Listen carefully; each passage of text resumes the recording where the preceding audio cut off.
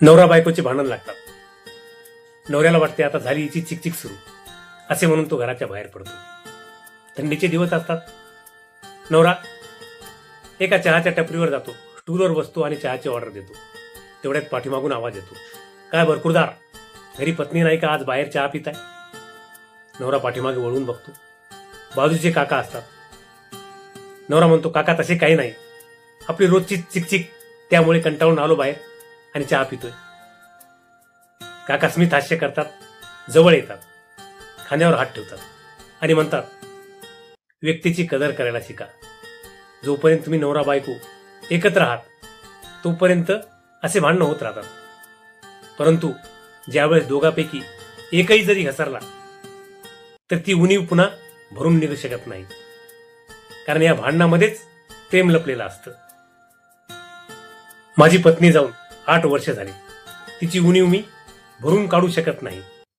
घरामध्ये एकाकी जीवन जगावं लागतं. मुलं बाळ स्थिर आहेत, परंतु या उतार वयात पत्नीची फार आवश्यकता असते. म्हणूनच एकमेकाची काळजी घेत जा.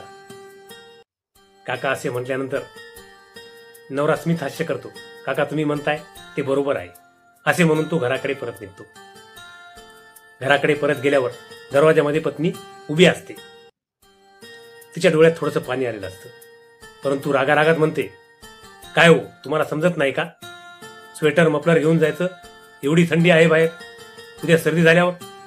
नवरा स्मित हास्य करतो आणि मनातल्या मनात ठरवतो, आता हिने काहीही बोलले तरी आपल्याला शांततेनंच उत्तर द्यायचं, असं मनोमन ठरवतो आणि घरामध्ये जातो.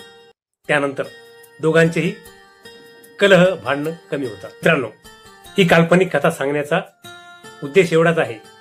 प्रत्येक घरात भांडणं होतात, परंतु तो वाद आपसात मिटवायलाच हवा.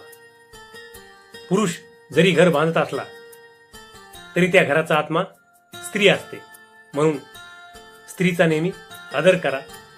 पती पत्नीने आपल्या नात्याचा आदर करा आणि नाते शेवटपर्यंत टिकवा. मी व्यक्त केलेले विचार तुम्हाला आवडले असतात तर कॉमेंटमध्ये जरूर कळवा.